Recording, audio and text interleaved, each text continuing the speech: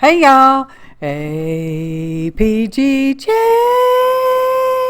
here, and I'm happy that you're here too.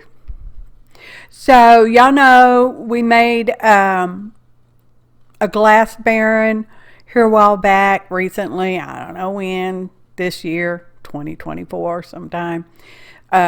We made a glass Baren, and well, I've made them before. Anyway, so people had said they can't get those kind of candles because they cost too much. Well, I, for one, am not that much of a candle burner.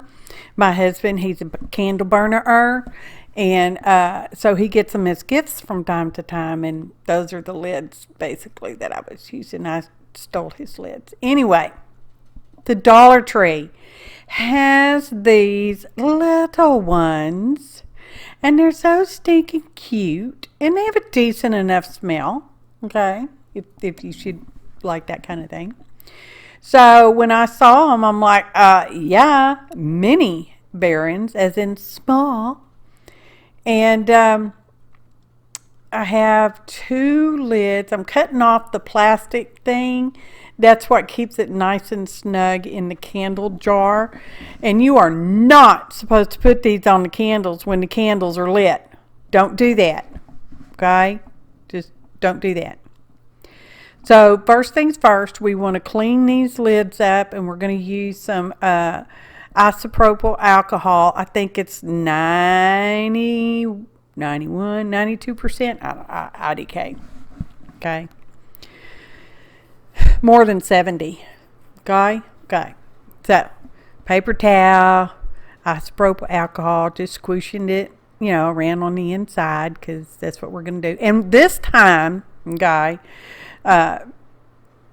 wish I'd have had this idea the last time we was making them, to use the resin, the clear resin.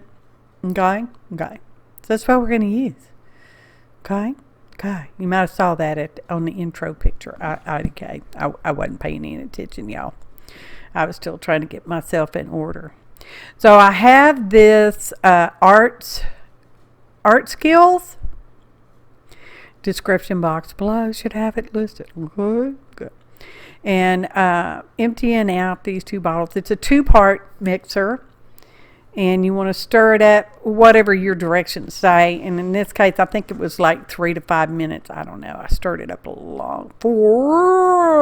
Well, it feels like forever. It's really not. And just stirring it around. And I'm just mixing what I had. And going to pour it into the lids, the upside down lids, because they're hollow. Those candle lids are hollow. Oh, I guess we're still stirring. We're going to get there. I'm leaving it clear at this time. Okay. So here's our nice clean lid. Okay. Pouring it in. Being careful. You don't want to create unnecessary bubbles. It will have bubbles. I can't seem to get around bubbles. Not with the 2-part mix anyway. I do better with the UV. And yeah. Heat gun, y'all, to help get the bubbles out. I believe you can also spritz it with isopropyl alcohol. Okay. Yes, there's nothing in there except the resin. I'm trying to work the bubbles out. I did pretty A-OK good. All right. And as you saw, that was the last of those resins. Now it's nice and hard because I set it out in the sun.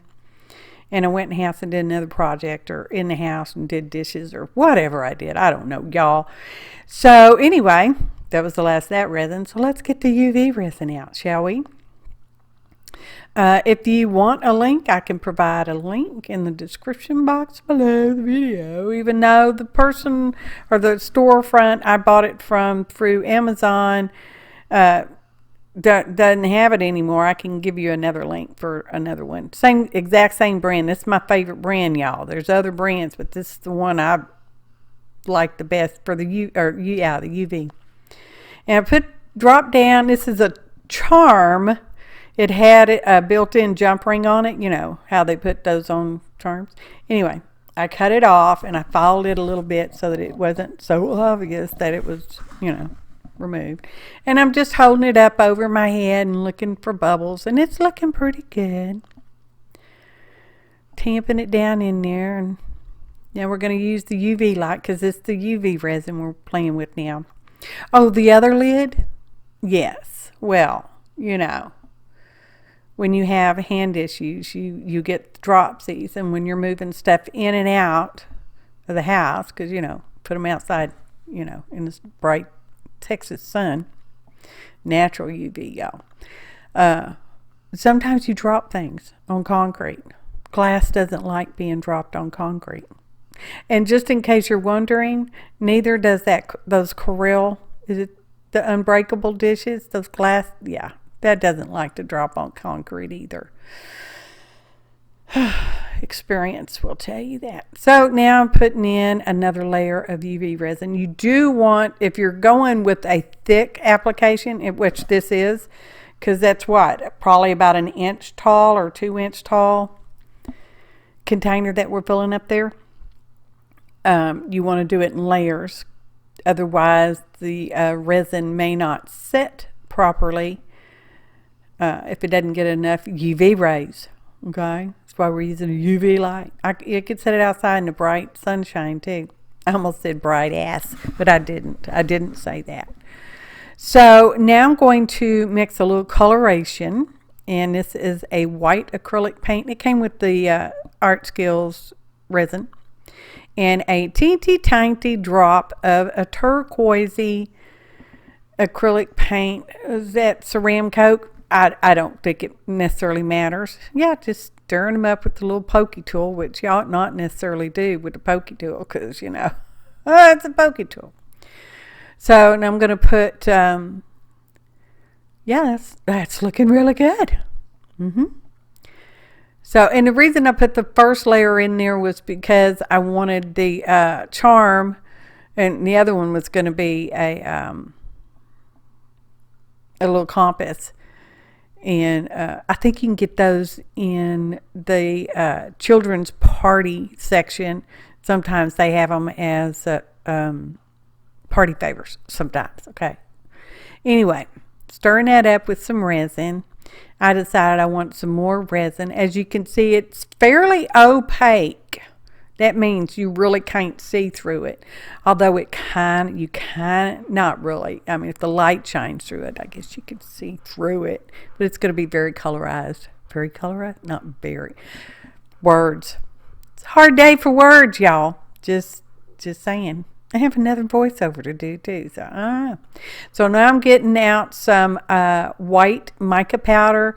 And that is an eyebrow brush or an eyelash brush. I don't know what it is, but it's got little bristle thingies on it. And I like it for using with the mica because it just kind of a little bit sticks to it and you can thump it out. And I'm just wiggling it around, tumping around, and bamming the jar lid so I can get the white mica powders kind of dispersed through there.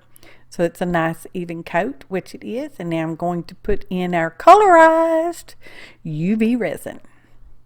You do not necessarily want to use this stuff in front of a sunlit window, okay? Because it will set up pretty fast, this particular one, okay? I'm far enough away from my windows at my desktop, so yeah. And you definitely want to keep your bottle closed and all that kind of good stuff. It does have an odor. It is not overly powerful, and you should use it in a ventilated area. And I did because I had my studio door open. Okay, again, y'all. Again, just to hopefully pop any bubbles that may show up. This one I did pretty okay. Ended up going back to the Dollar Tree and getting a couple more candles so I could make a couple mini ones for some friends as gifts. And they got bubbles. You know, it happens. So just Just saying, because bubbles happen. I'm no expert. No professional. Not professional, but I'm not that kind of professional. Well, we'll just leave that alone. UV lamp. And it went pretty quick, really. I did not time it, so I don't know. And I'm just touching to make sure that it's set, and it seems to be set. And now I'm getting out some purple mica. I'm just going to thump that around in there because I wanted some purple, because you know I like my purples. Purple. This is blue. Okay. And I think I have almost that exact same color turquoise. How amazing was that? I mean, it's like, whoa, matchy matchy. I couldn't have done it on purpose if I'd have tried. So now we're just going to tump that around. Yeah, it kind of gets mixed up a little bit. It's okay. It's all right. Don't worry. It's not mud. Hey, sometimes mud can be pretty colors. Just saying. And then we're just going to squeeze in some more. And I do keep my bottle closed, and I put it in its original box because it came in a box. And that goes in inside a closed cabinet. So, yeah, it doesn't get any UV-ness. No UV-ness unless it's out on the desk. So I'm tumping it around because there's like an inside lip almost. Okay. And UV light. And I'm touching it with the pokey tool. I'm like, yeah, that's nice. And it does get warm. I don't know that it's the light that makes it get warm, but the resin, when it sits up, it will actually get quite hot. I guess more than warm. You got to be careful, okay? I am working on top of a silicone mat, so I'm not worried about that. And these are, y'all know the diamond paintings. I don't care for doing diamond paintings, but they had some down at my local charity shop, and I picked them up because I wanted the diamonds that were in there, not the paintings themselves. These little plastic doolallers, okay? Now, I have learned in the past that when you're doing with the resin and faceted things, they don't come out faceted. Once they get in the resin, they just look like dots, okay? So, we're just getting dots. It's just another layer, okay? Okay. Now, on the back of this one, I did not use a furniture pad, but the other ones, I did use a furniture pad. Y'all saw them in the picture. It's just little felt thingies you stick on the bottom of your tables and our chair legs, okay? So, I've got it all built up. That's the way I wanted it. Now I'm going to put my name on the inside in the resin. So I stamped it on deli paper, and I've put that on top of a piece of scrap cardstock, and we punched it out with this little circle punch. Okay? Okay. So, now we're going to put some, what are we doing? Oh, we're lining that up with the tweezers. We're going to put some resin in our upside down lid. Remember, these are upside down lids. Okay. Okay. And now we're going to put our name label in there. I held it up over my head so I could see which way was up and which way was down, because it's got a face on it, y'all. It's a charm. So now I'm gently tapping this in with my pokey tool because I don't want bubbles. So if I can work them out, I'm going to try to work them out. And it's, resin's kind of hard to keep the bubbles out of it. You know, when I played with this as a kid, because I played with this in the 1970s. Oh, y'all, it's like this whole other century, right? When I was a kid and I made a lot of paperweights. I had to get refills and everything. Santa was good to me. He always brought me artsy stuff for Christmas. I like that about Santa. Anyway, I don't remember them getting bubbles in them. They probably did. Had horrible bubbles, probably.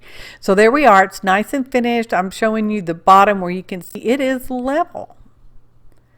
Okay? Okay.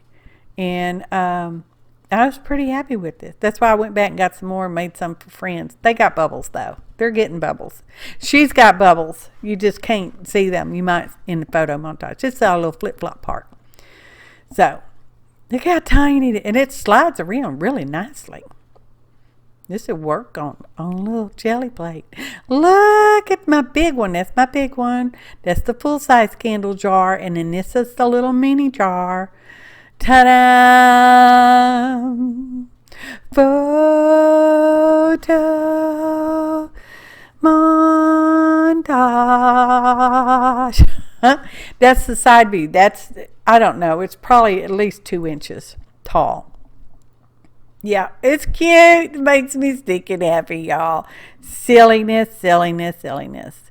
The gifts are going to have bubbles, but that's just how it's going to go, y'all. See, they just look like little dots. You cannot see the facetedness of them at all. Just saying. You can see the bubbles. Yeah, act like you don't see them. Thanks for watching, and happy arting.